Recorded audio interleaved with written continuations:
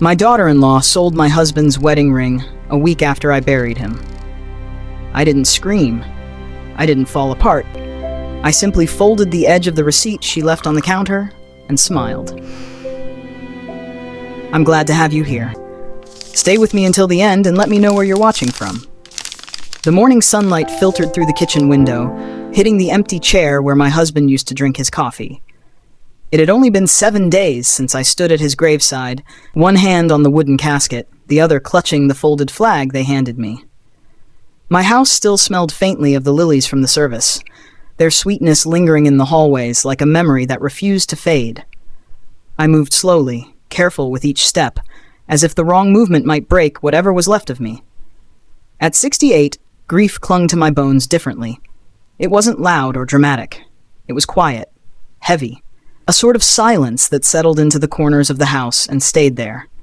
That morning, when I reached for the coffee mugs, something else caught my eye. A small white slip of paper sitting on the kitchen island.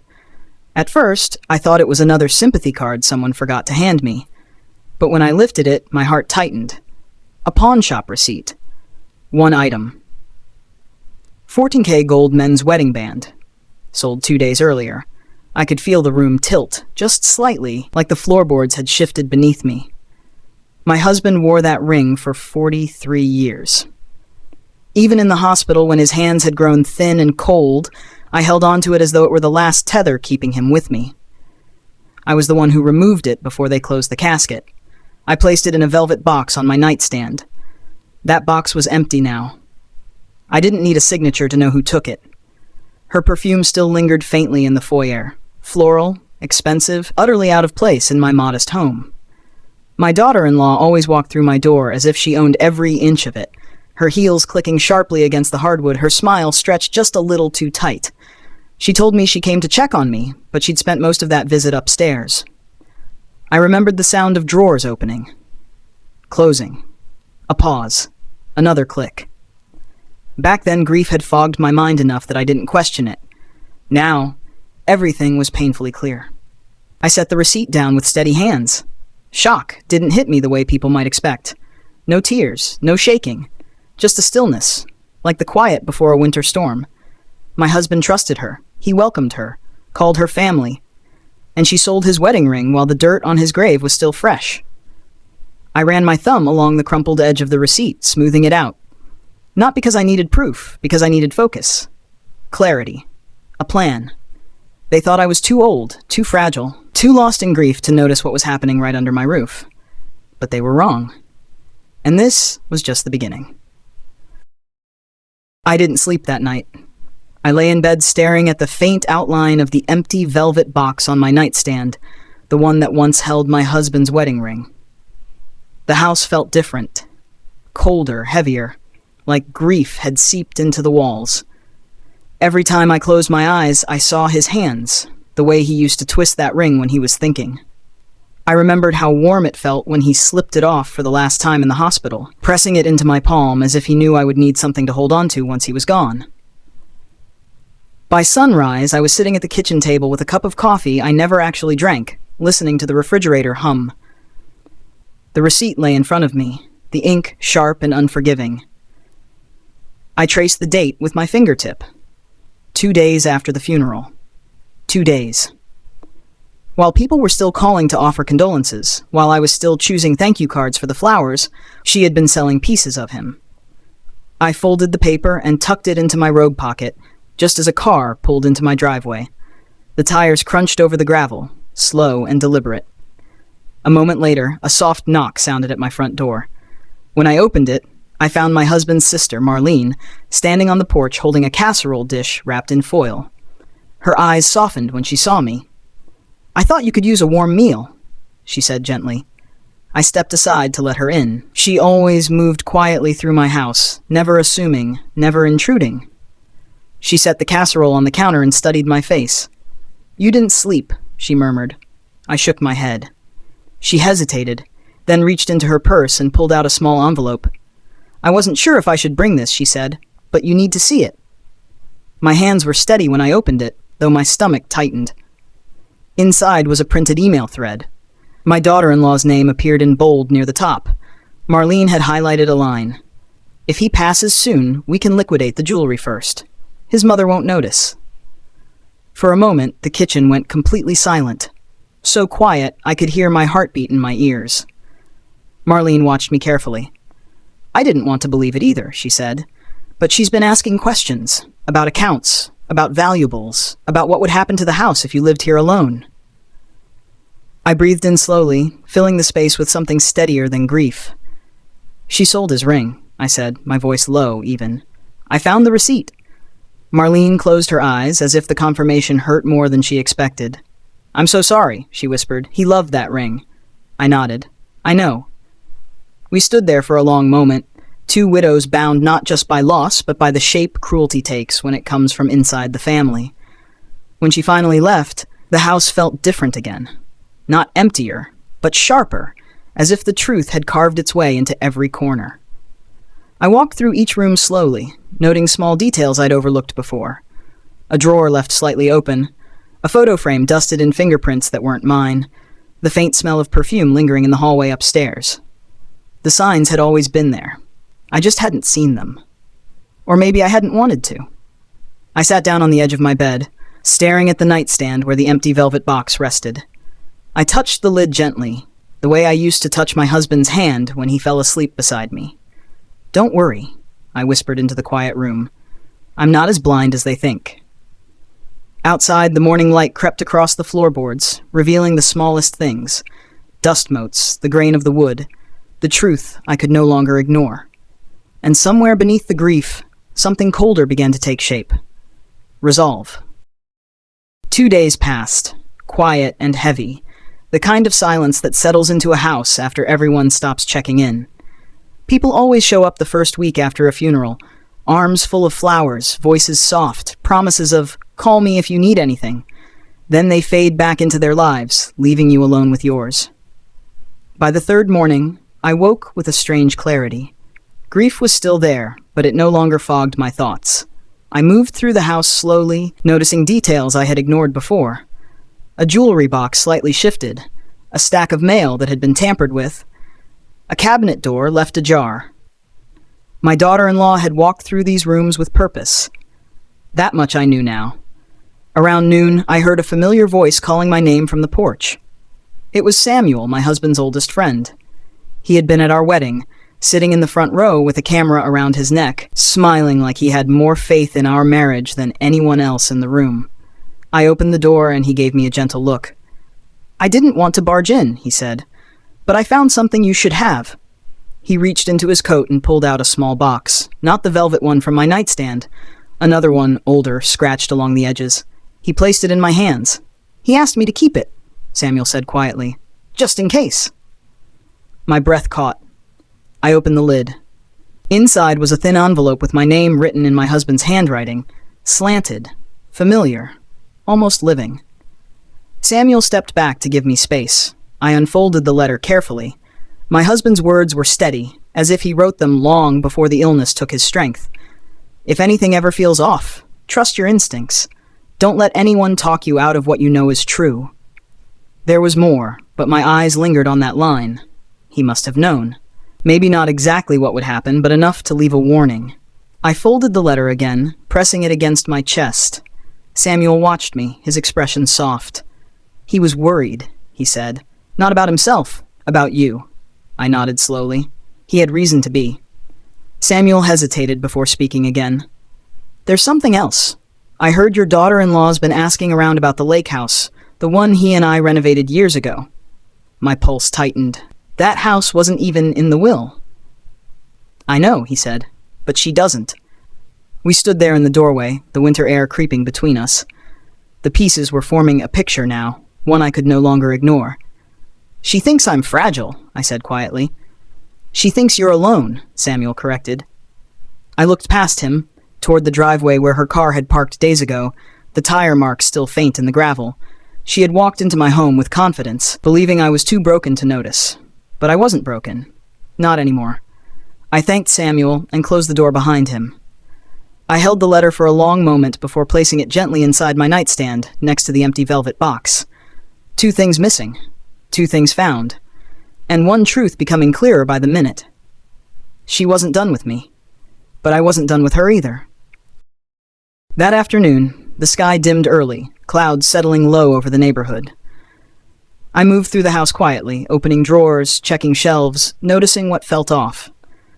My husband and I lived here for over 4 decades. I knew every scratch on the floorboards, every hinge that creaked, every place he hid something important. Now each room felt touched by someone else's hands. I paused at his study doorway. The lamp was tilted slightly, not the way he left it. A book on the desk had been pulled forward, its spine cracked open. She'd been in here too. Of course she had. I crossed the room and ran my fingers over the old oak desk. My husband always kept it organized, pens lined up, papers squared, drawers closed fully. But the bottom right drawer stuck slightly when I pulled. That drawer never stuck. Inside, I found a stack of papers shoved out of place.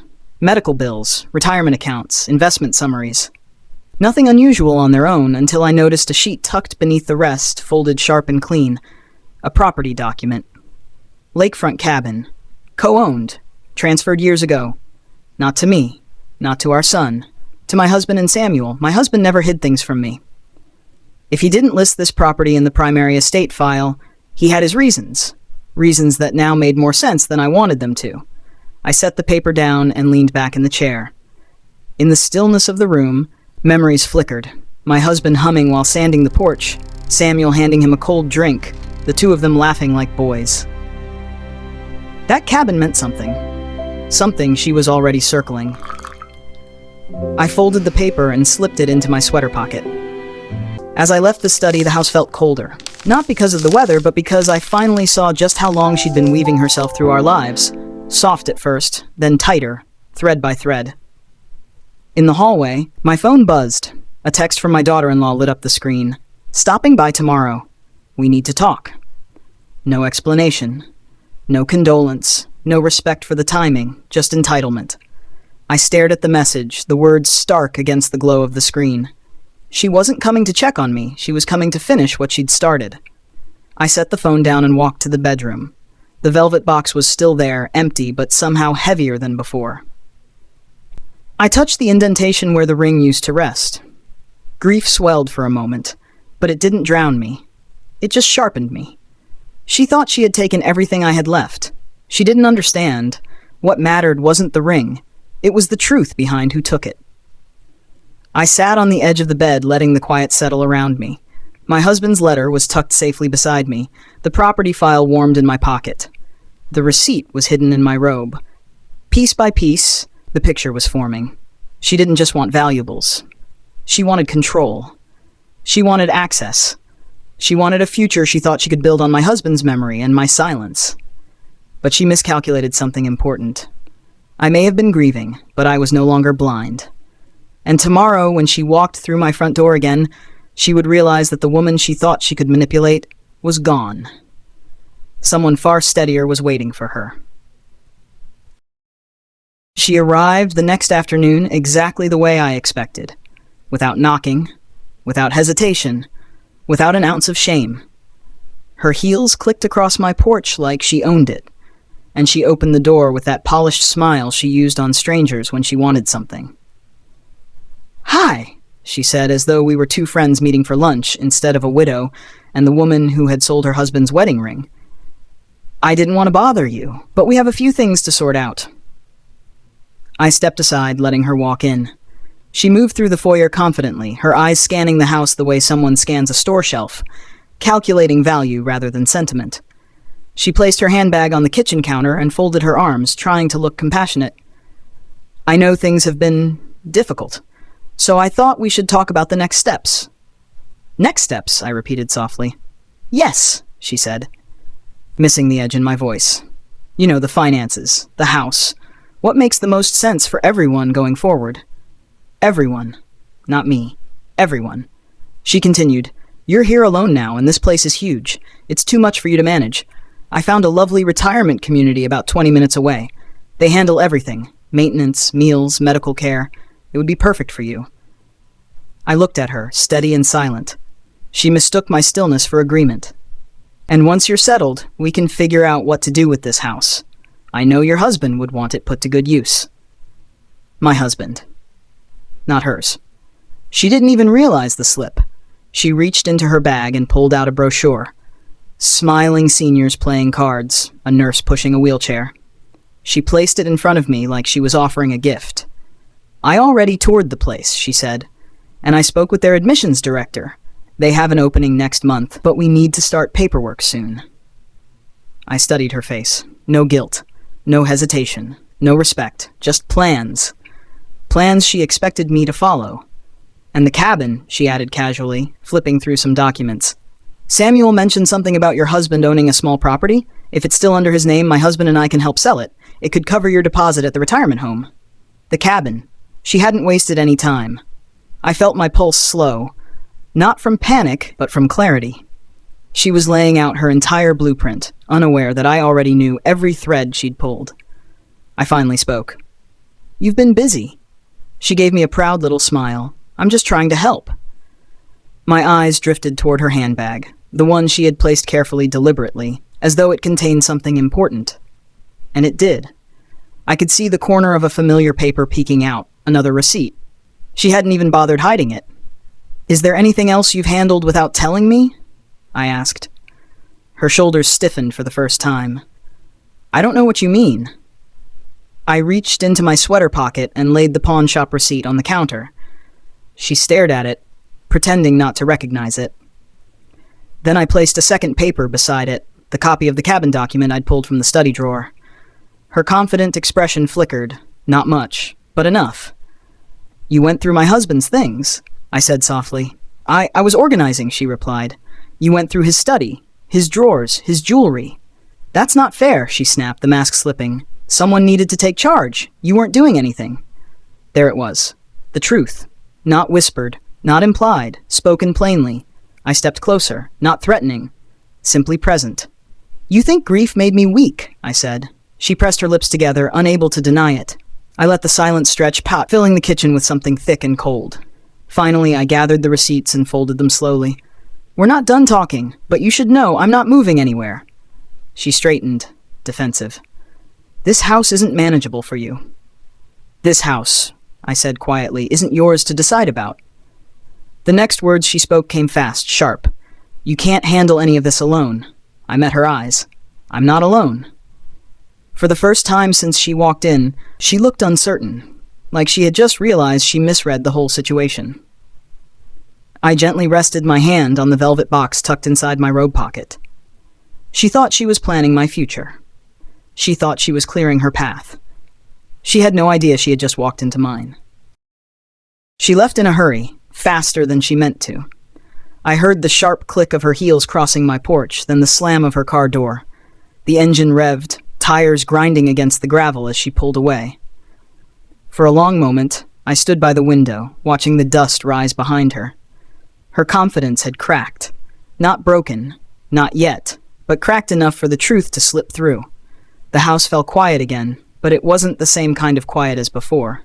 This one held intention, purpose, something shifting beneath the surface. I walked back to the kitchen and gathered the papers she'd left out, placing them in a tidy stack on the table. The retirement home brochure, the property inquiries, notes scribbled in her handwriting. She'd planned all of this long before my husband passed. The ring was only the first piece, small, easy to sell, easy to explain. Now she wanted everything bigger. The house, the cabin, control. She wasn't just greedy, she was patient. Calculated, but so was I. Later that evening, as the sun dipped behind the trees, I found myself in my husband's study again. I switched on the lamp and sat at his desk, letting the soft glow settle over the room. On the corner was a photograph of him taken years ago, laughing, his eyes warm, his hands still strong. I touched the frame gently. "I'm handling it," I whispered. The floor creaked lightly behind me. Samuel stepped into the room, holding 2 cups of tea. "Saw her car leaving like the house was on fire," he said quietly. "Everything all right?" I accepted the tea, wrapping my hands around the warm ceramic. "She came to tell me where I should live." He didn't flinch. I figured that was coming. "She's persistent." "And you're steady," he replied. "She can't do anything without leaving a trail." I reached into my pocket and showed him the cabin document. He shook his head slowly. "She's bold. I'll give her that." She thinks the cabin is her ticket to whatever future she's planning. Then she hasn't seen the full picture, he said. Your husband and I made sure that place wouldn't end up in the wrong hands. I studied him. Why, tell me now. Because she's getting reckless, he said, and because he trusted you to finish what he couldn't. We sat in silence, sipping tea. Outside, wind brushed against the window pane, soft but insistent, the kind of sound that reminded you winter was coming. When Samuel left later that night, I stayed in the study, going through drawer after drawer. My husband was meticulous with his records. I found bank statements, old letters, receipts from years ago, but the thing that made me stop was a small, sealed envelope addressed to our son. It wasn't new, the edges were slightly yellowed, but it hadn't been touched. I held it up to the light, then set it carefully aside. Another piece, another thread. Hours passed, and the house settled around me. The grief was still there, but it no longer felt like something pressing me into the floor. It felt like fuel. A quiet flame that sharpened everything I saw, every decision I made. Before I went to bed, I placed the receipts, the property document, and the sealed envelope into the velvet box, the same box that once held my husband's ring. There was something fitting about it. His ring was gone, but the truth would rest where it once lay. Downstairs, the brochure for the retirement home still sat on the table. I picked it up, folded it twice, and placed it neatly into the trash. I wasn't going anywhere. And the next time she came to my door, because she would, I would be ready, not with anger, but with clarity. The kind that dismantles someone quietly, cleanly, permanently. The next morning arrived gray and heavy, the kind of morning where the sky looked like it hadn't decided whether to rain or simply hang low over the earth. I moved through the house with a calm I hadn't felt in weeks. Not peace. Peace was too soft a word. This was clarity. A steadiness forming inside me that felt like stepping onto solid ground after drifting in deep water. I brewed a pot of coffee and sat at the kitchen table with the velvet box beside me. Inside it lay everything I had gathered. Receipts, documents, the sealed envelope with my son's name on it. Evidence of choices made in secret. Evidence of intentions she thought would never surface. My phone vibrated around mid-morning. A text. We need to finish our conversation. I'll be over later today. No greeting. No apology, just a statement, as if my home were an office she could stroll into any time. I didn't reply. Instead, I spent the next hour pulling out folders from the cabinet in the study. My husband had labeled everything carefully. Insurance, investments, property maintenance. He always believed in order, even when life didn't offer any. Tucked behind a stack of old tax documents, I found something I hadn't seen in years, a storage box key. The metal tag attached to it was faintly scratched but still legible, Unit 14B. A place he never mentioned in recent years, not even when we talked about simplifying our lives. I turned the key over in my hand, feeling its weight. Another piece of his life she didn't know existed. In the quiet, I heard gravel shift outside. A car door shut. My breath didn't quicken. I just stood, straightened the papers on the desk, and waited. It wasn't her. It was my neighbor, Mrs. Callahan, carrying a small basket of muffins. I thought you might like something warm, she said gently. Grief sits differently in the mornings. I thanked her and led her to the kitchen. She glanced around, noticing the papers but not asking. She had lost her husband 9 years ago. She recognized the look of a woman holding pieces that didn't yet make a full picture. As she left, she touched my arm lightly. Whatever is happening, she said, don't let anyone make decisions for you. Her words settled into me like a stone dropping into water. Not loud, just certain. After she left, the house grew quiet again. Minutes stretched, then an hour, then 2. Long enough for anticipation to change shape. Not dread, never that. Just readiness. Around 3 in the afternoon, another car pulled in. This time, I didn't need to check the window. I knew the sound of her engine too well. Her knock was sharp, impatient. I opened the door, and she stepped inside without waiting. Her expression was tight, her eyes scanning the room as though expecting something to be different, maybe expecting me to have changed my mind overnight. We need to settle the house situation, she said, dropping her bag on the coffee table. My husband thinks... I didn't let her finish. This isn't about the house. She blinked, thrown off her script. Of course it is. You can't live here alone. I'm not, I said simply. Her eyes flicked toward the study doorway, but she didn't step closer. Something in my voice must have registered. For the first time, she actually looked uncertain. I reached for the velvet box and set it on the table between us. Her face hardened instantly. "I told you, we don't need to rehash." I opened the lid slowly. Inside, instead of jewelry, she saw folded documents, each one placed with deliberate care. The ring receipt, the cabin file, my husband's letter, the sealed envelope, the storage key, tiny pieces of truth with sharp edges. She stared, her throat tightening. What is all that?" "Everything you underestimated," I said, her jaw clenched. "You're making this difficult." "No," I replied, my voice calm and steady. "You are." The house felt still, holding its breath, waiting. She looked at the key again, confusion flickering. "What is that?" "Something you don't know about," I said, "and won't." Her composure wavered, a small tremor behind her eyes. She wasn't afraid, not yet, but she was uncertain. And that was new. Outside, the wind shook a few branches. Inside, she stood motionless, calculating, but for the first time realizing the board had shifted. Not toward her, but away. She didn't sit. She stood there, staring into the velvet box like it was something poisonous. Her fingers twitched once, just barely, before she forced them still.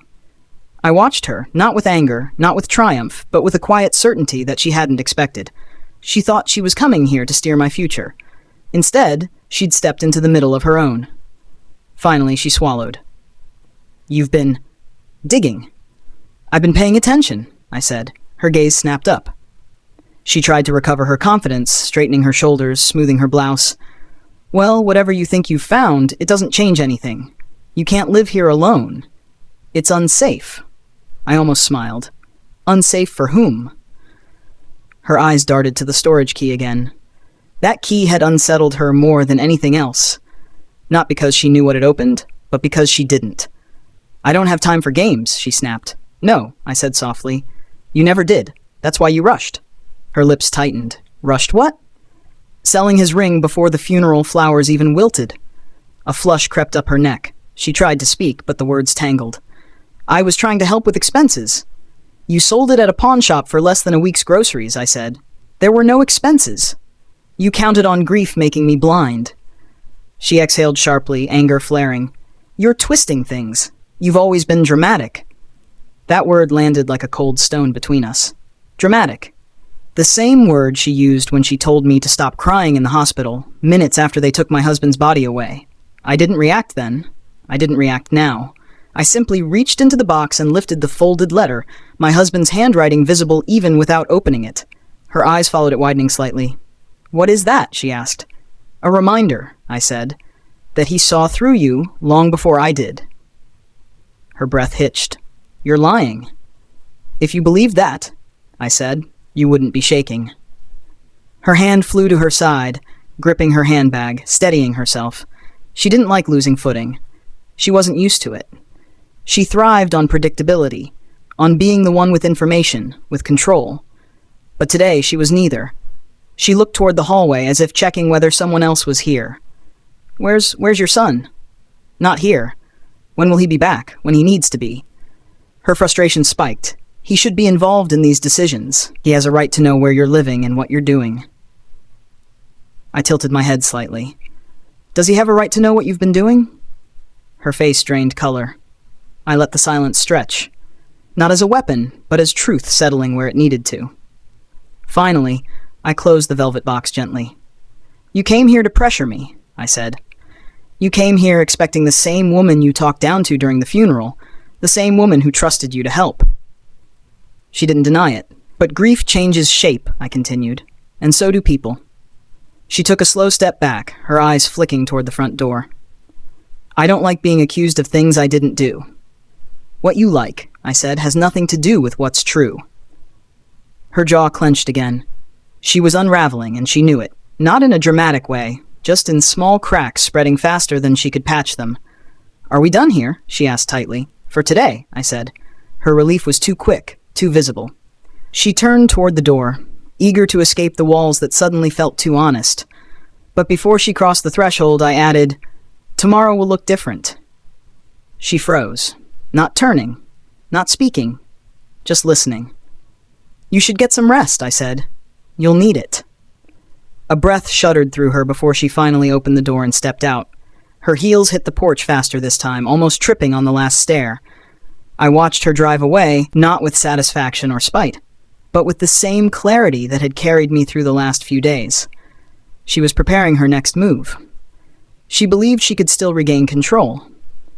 But she didn't understand something simple. She was no longer the only one playing the game. That evening, the house felt strangely alive. Not warm. Grief had carved out too much space for warmth. But alert. Awake. Like the walls themselves were listening. I moved slowly from room to room, checking locks, closing curtains, not because I was afraid, but because clarity made everything sharper. Every sound carried meaning now. Every silence carried possibility. I ended up in the living room, the velvet box resting on my lap. I traced the edges, thinking about everything she had said, and everything she hadn't. Her silence had revealed more than her words ever could. She wasn't retreating, she was regrouping. As I sat there, a soft knock sounded on the front door. Not sharp, not entitled, just gentle, almost hesitant. I opened it to find Samuel standing on the porch again, his hands stuffed into the pockets of his jacket. "I figured you might need company," he said quietly. "Mind if I come in?" I stepped aside, and he entered with the familiarity of someone who had shared decades of life with us. He looked around, noticing the closed curtains, the tidiness that wasn't usually mine. "She came back today, didn't she?" "She did," I said. He nodded once as if he had been expecting it. "You okay?" "I'm steady," I said, and I meant it. We walked to the living room where he sat across from me, elbows resting on his knees. "I've been thinking about the cabin," he said, "and the storage unit. There are things you should know before she starts digging again." I listened. He explained that years ago, before my husband ever got sick, they agreed to separate certain assets, not to hide them from me, but to protect them from anyone outside the family who might take advantage. "He trusted you," Samuel said. "But he didn't trust the people circling around your son." That phrasing hung heavily in the air. "Circling," I repeated. He didn't elaborate. He didn't need to. "She's not acting alone," he said finally. "She's pushing because she feels supported, encouraged. By who? My son? Someone else?" The thought settled in my chest like a cold stone. I folded my hands. "She wants the cabin." "I know," he said. "But she can't have it, not legally, not practically, and not while I'm still alive." His voice wasn't sharp, but it was anchored, stronger than I'd heard it in months. For the first time since my husband passed, I felt something that resembled safety. "She'll be back," I said. "Yes," he agreed. "But next time, don't answer the door alone." I almost protested, but he held up a hand. "I'm not saying you can't handle her. I'm saying you shouldn't have to." The room settled into a soft quiet after that, the kind of quiet that isn't empty, but shared.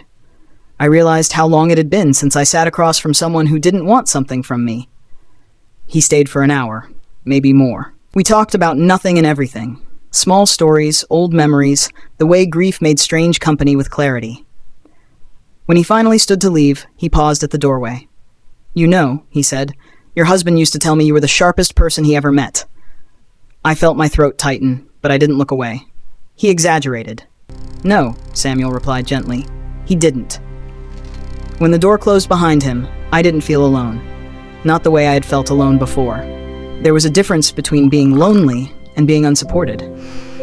Tonight reminded me of that. I walked back to the velvet box and opened it again. The documents lay there, exactly as I placed them, but they felt different now, less like pieces of a broken life, more like tools, like preparation. Outside, a car passed on the street, headlights sweeping briefly across the window. I didn't move. I just watched the light fade, listened to the quiet settle again. She would come back. She would push harder. She would assume I had softened overnight. But she wasn't the only one who had allies. Tomorrow would not look like today. The next morning, I woke before sunrise. Not because I couldn't sleep, but because something in me had shifted. My grief, once heavy and shapeless, had settled into something sharper, purpose. I moved through the house quietly, opening blinds, letting in the faint blue light of early morning. The air felt cold, but clear. I brewed coffee and sat at the table with the velvet box. The documents inside were no longer reminders of loss. They were a roadmap. My husband hadn't left me adrift. He had left me clues. By 8, I had made up my mind. I grabbed my coat, the storage key, and the cabin file and headed out. I didn't tell my son. I didn't tell her. And I didn't owe them an explanation. The storage facility was 20 minutes away, tucked behind an old hardware store. The lot was nearly empty, rows of metal doors stretching into the cold morning. Unit 14B sat halfway down. My hand tightened around the key. The lock turned easily. The door lifted with a hollow echo. Inside, dust floated in thin shafts of light. A few boxes, an old chest, a stack of sealed plastic bins. Nothing chaotic, nothing forgotten. Everything placed with intention. I opened the first box. Photographs, letters, notes my husband had written over the years, some addressed to me, some to our son, and one sealed envelope with my daughter-in-law's name on it. I held that one longer than I should have. I didn't open it. Not yet. But the fact that he wrote something for her, something he did not give her, told me more than any letter ever could. I moved through the rest of the unit, careful, methodical. I found financial records, maintenance logs for the cabin, documents confirming that ownership couldn't be transferred without Samuel's approval. Not mine. Not my son's. Definitely not hers. I exhaled slowly. She had been building her plans on foundations that didn't belong to her, and soon she would learn exactly how wrong she had been. When I stepped outside, Samuel was waiting by his truck, hands in his pockets. "You found it," he said. "I did." He nodded once, as if that was all he needed to know. "There's something else you should see." I followed him to the truck, where he handed me a folder. Inside were printouts, emails, text messages, timelines, things he had gathered quietly over the past year. My husband had confided in him long before his health declined. He suspected things. He worried about access, manipulation, pressure. "He didn't want to burden you," Samuel said, "but he didn't want you blindsided either." I closed the folder, my fingers tightening around the edges. "She thinks she can push me out." "She thinks you're grieving," he corrected. "She doesn't understand what grief turns into." On the drive home, I replayed every detail from the last few days, the ring, the receipts, the cabin, the envelope with her name on it. The pattern wasn't random. It was deliberate, calculated, planned over time. And she had assumed I'd just let it happen. When I returned home, I placed everything from the storage unit into the velvet box. It barely fit. The box, once empty, now held more truth than she'd ever prepared for. By afternoon, my phone buzzed. A message from her. "We need to meet. Urgent." I didn't reply. I sat quietly in the living room as the light shifted across the floor. For the first time in weeks, I felt in control. Not of everything, but enough. Enough to stand. Enough to move. Enough to face whatever came next with steadiness, not fear. She thought she was closing in. She had no idea I was already 3 steps ahead. She showed up earlier than I expected. Just after lunch, hair pulled back too tightly, steps sharp, expression stiffer than usual. She didn't bother knocking this time either. She walked straight in, pushing the door wide like she was entering a meeting she intended to control. "We need to talk," she announced. I closed the door behind her. "So talk." She set her bag on the table, her hands trembling just slightly as she unzipped it. "You're making things more complicated than they need to be. I've tried to be patient. I've tried to be respectful." "Respectful?" I repeated. She pressed her lips together. "You're twisting everything. I'm trying to help you, but you're acting like I'm the enemy." I didn't argue. I didn't move. I simply waited. She pulled out a stack of papers, printouts, contracts, applications. "These are the forms for the retirement home. I spoke with them again this morning. They can still hold your spot if we move quickly." I didn't reach for them. Her jaw tightened. "This is what's best for everyone." "For you," I said. "For the family," she insisted. "Family doesn't sell wedding rings," I replied softly. Her cheeks flushed. "You're still stuck on that?" "You're pretending it was small," I said. "But you knew exactly what it meant." She looked away, just briefly, but long enough for the mask to slip. "You don't understand the pressure I'm under." "I understand perfectly," I said. "You want control." "I want stability," she shot back. "I want to make sure things are handled properly. You're alone. You're grieving. You're not thinking clearly." I stepped closer, letting the silence fill the space between us. "I'm thinking more clearly than you realize." She crossed her arms tightly. "Fine. If you won't move, then we need to discuss the cabin. Samuel said it's been neglected. We should sell it before it becomes a problem. The cabin isn't yours, I said. It's part of the estate. No, I cut in. It's not. She blinked once, hard. I placed the folder from the storage unit on the table. Her eyes flicked to it, then back to me. A flicker of something, doubt, panic, calculation, passed through her expression. What's that? She asked. Everything you've been asking about, I said. Everything you've been circling around since long before my husband died. I don't know what you're implying. You don't have to. You already know. I opened the folder and pulled out the cabin documents, original signatures, notarized transfers, maintenance records, a written agreement between my husband and Samuel. Her eyes darted across each page, her face draining of color. This can't. It is, I said. The cabin belongs to him. And me. Not you. Not my son. You have no legal claim. None. She swallowed hard, her throat tightening. You're trying to freeze me out. No, I said quietly. I'm drawing a line you hoped I wouldn't see. And what about the house? She snapped, regaining a sliver of fire. You can't live here alone. You're going to make mistakes. You're going to fall behind. Then what? Who will handle everything? Who will take care of you? I will, I said simply. You can't. You've been saying that since the funeral, I replied. Every time you walk through this door, you count on me being fragile, lost, easy to direct. She said nothing. But you forget something important, I continued. I lived here long before you entered this family. I managed this house, this life, this marriage.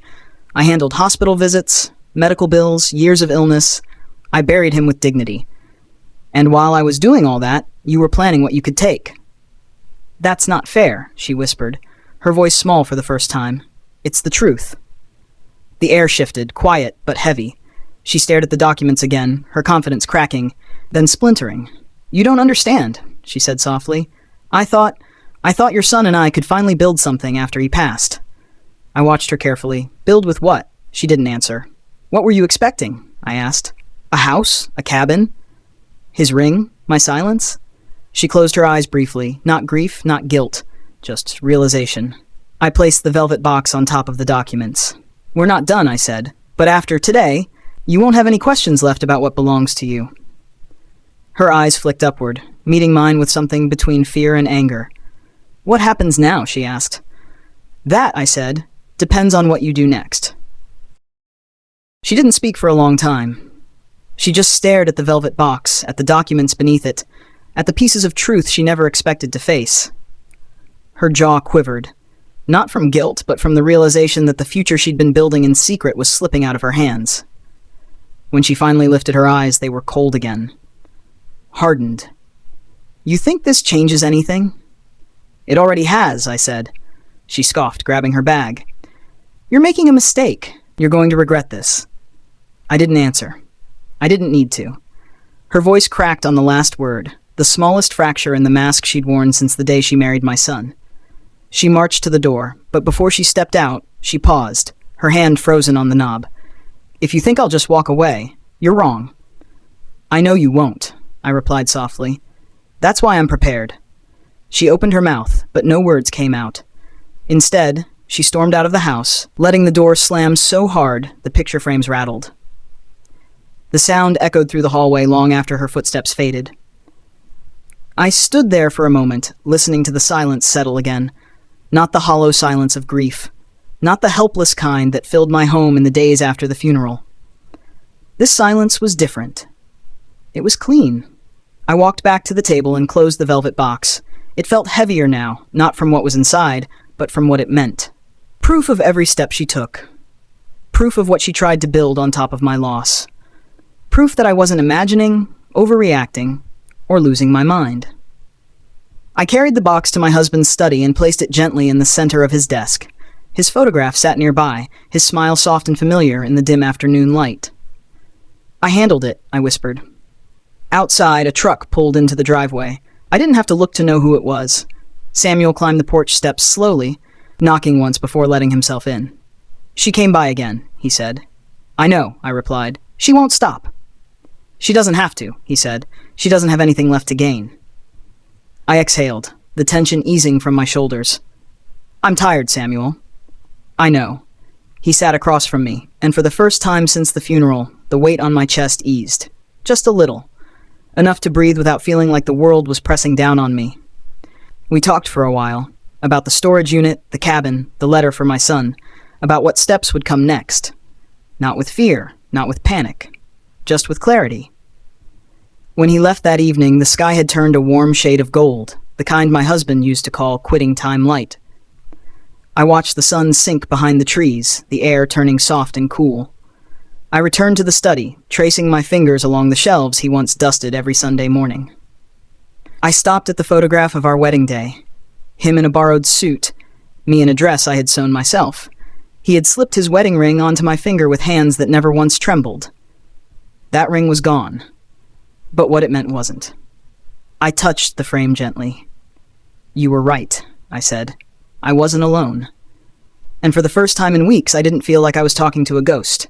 I felt like I was closing a door that had been left open too long. I turned off the lamp and walked down the hallway, the house quiet around me. Quiet in a way that felt earned, restored, mine. She had taken the ring. She had tried to take more. But what she couldn't take, what she never understood, was the part of him that stayed with me. The part that warned me, the part that steadied me, the part that pointed me toward the truth. At the end of the hall, I paused and whispered into the stillness, "I'm all right now." And for the first time since the funeral, it was true.